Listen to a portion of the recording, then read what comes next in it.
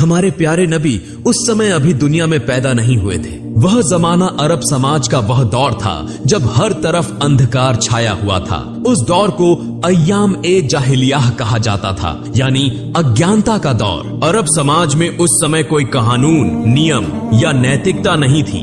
बेहयाई, गंदगी और अश्लीलता से पूरा समाज भरा हुआ था। उस समय औरतों के कोई अधिकार नहीं थे।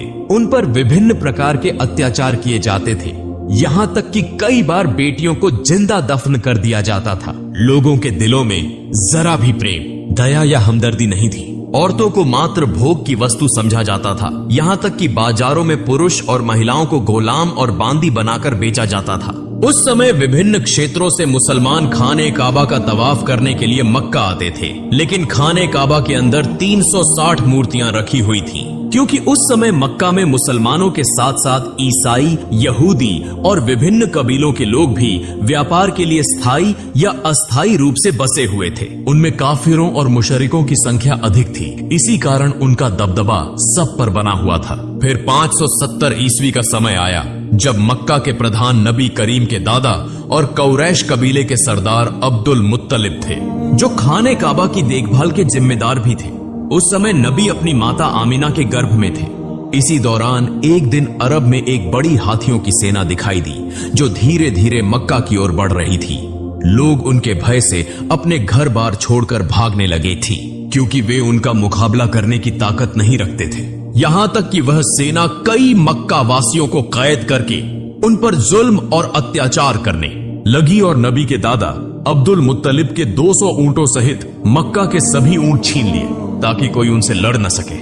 उसी समय नबी के चाचा अब्बू तालिब आकर अब्दुल मुत्तलिब को मक्का की स्थिति से अवगत कराते हैं और कहते हैं, अब्बा, हम उस हाथियों की सेना से लड़ नहीं सकते, इसलिए हमें उनके सामने हथियार डाल देने चाहिए।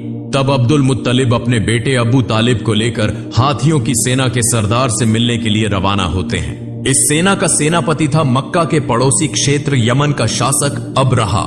वह बहुत शक्तिशाली और प्रभावशाली था। हालांकि अरब समाज उस समय अंधकार में डूबा हुआ था, लेकिन दुनिया के अधिकांश लोग जान चुके थे कि इस्लाम ही सबसे उच्च, सच्चा और शांति का धर्म है।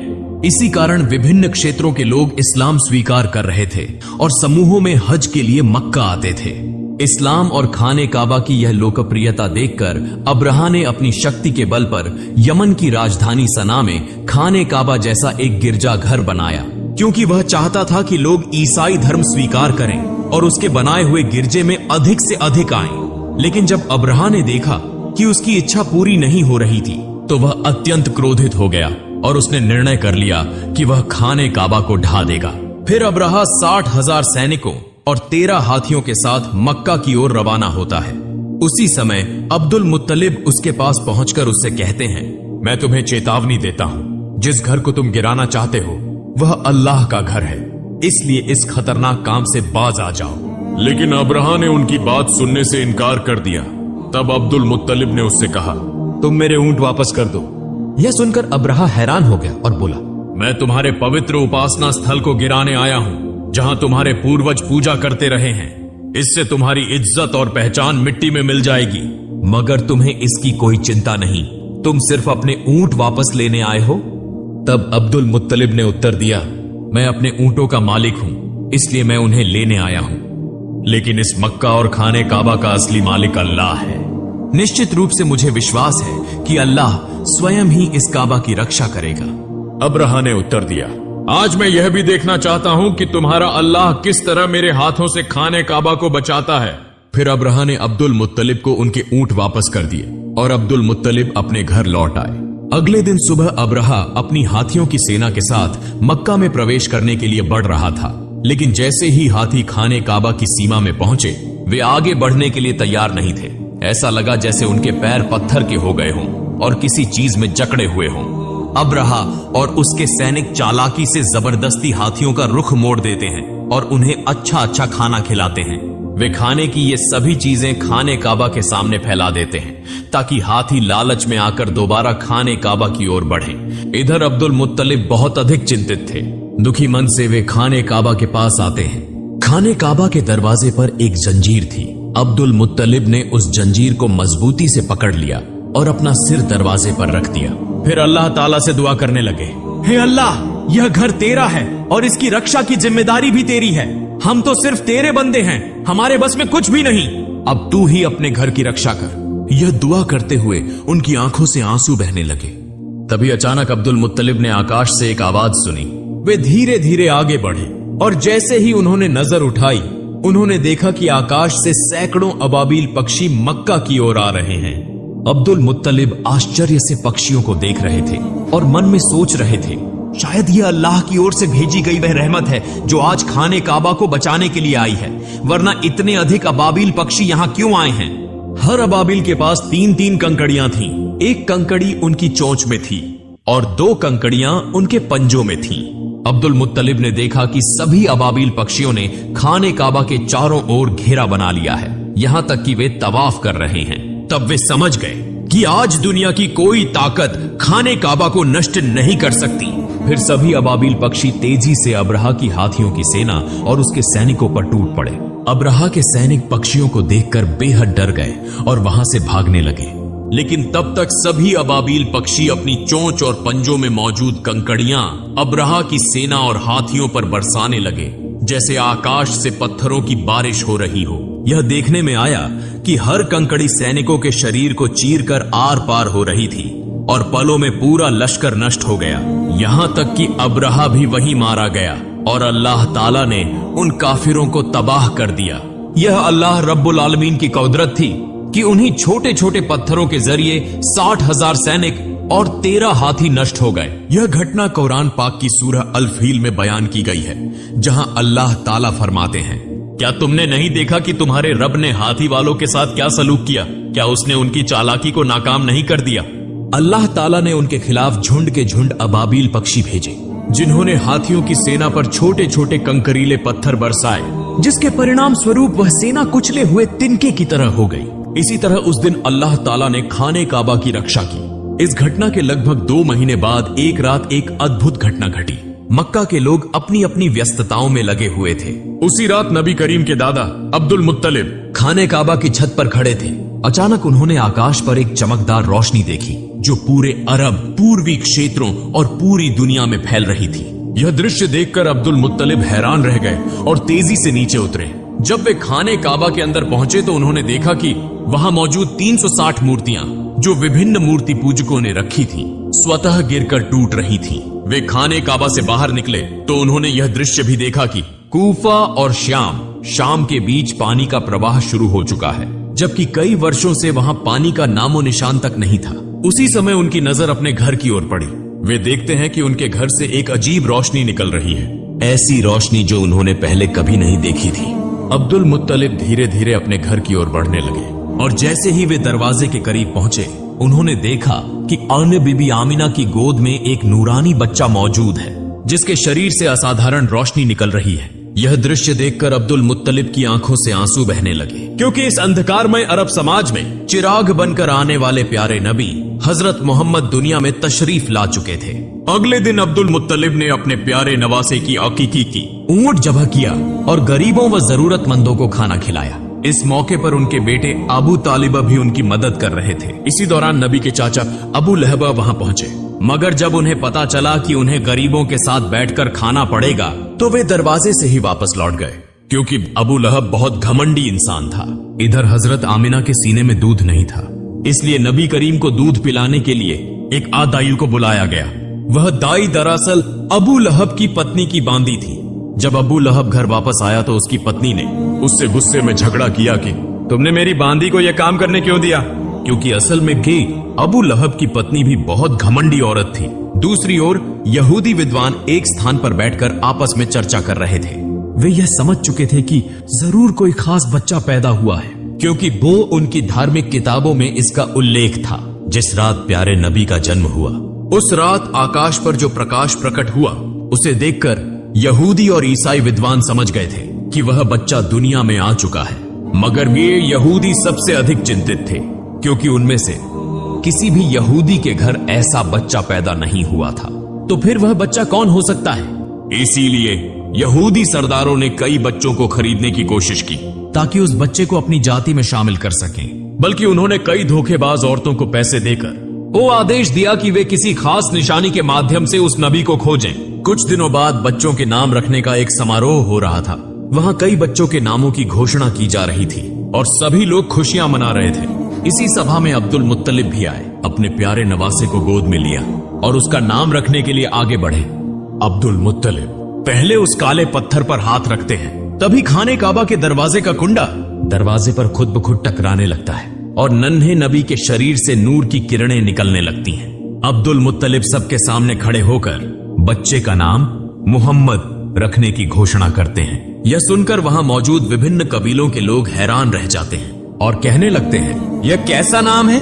यह तो हमारे किसी देवी या देवता के नाम से नहीं मिलता।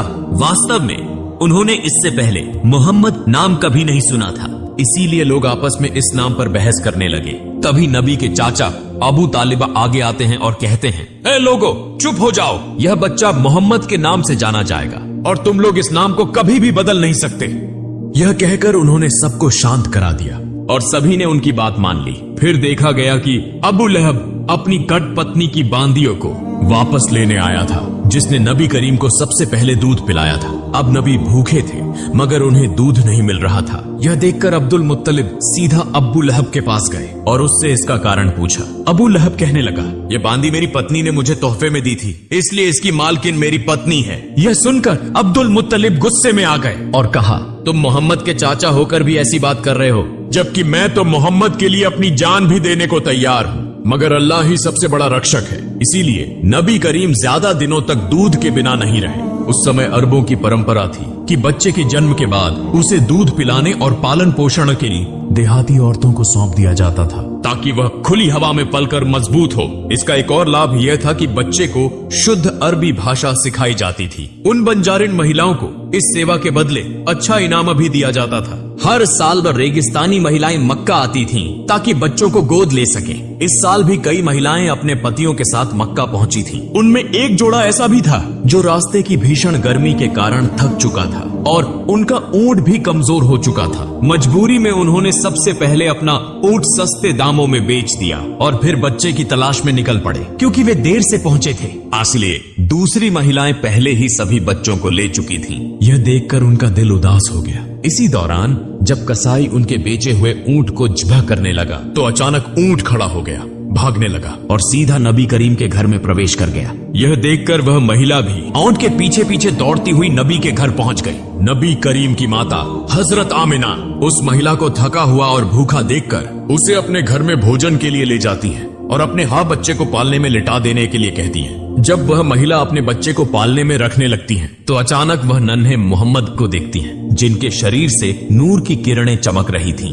यह देखकर वह महिला आश्चर्यचकित रह जाती है। फिर उन्होंने नन्हे मोहम्मद को अपनी गोद में उठा लिया और उन्हें भूखा देखकर दूध पिलाया। यही महिला नबी की दूध माँ हजरत हलीमा सादिया थी। चूंकि नबी करीम की परवरिश के लिए ज्यादा इनाम देने वाला कोई नहीं था, इसलिए अब तक किसी ने नबी को गोद नहीं लिया था। इस मामले में हजरत अब्दुल मुत्तलिब और हजरत आमिना हजरत हलीमा और उनके पति से पांकी बातचीत करते हैं। हजरत हलीमा और उनके पति यह जानते हुए भी कि उन्हें ज्यादा इनाम नहीं मिलेगा, इस बात पर राजी हो जाते हैं। फिर हजरत आमिना अपनी सारी तकलीफों के बावजूद अपने लखते जिगर को हजरत हलीमा के सुपुर्द कर देती हैं। अब बदले में उन्हें 2 ऊंट और एक गधा दिया जाता है। जब हजरत हलीमा नबी को लेकर अपने इलाके में पहुंचती हैं, तो वहां को बारिश होने लगती है। हालांकि इससे पहले कई सालों से वहां बारिश नहीं हुई थी। साथ ही जब से नबी करीम हजरत हलीमा के घर आए, तब से उनके घर में अल्लाह की रहमतों की बारिश होने लगी।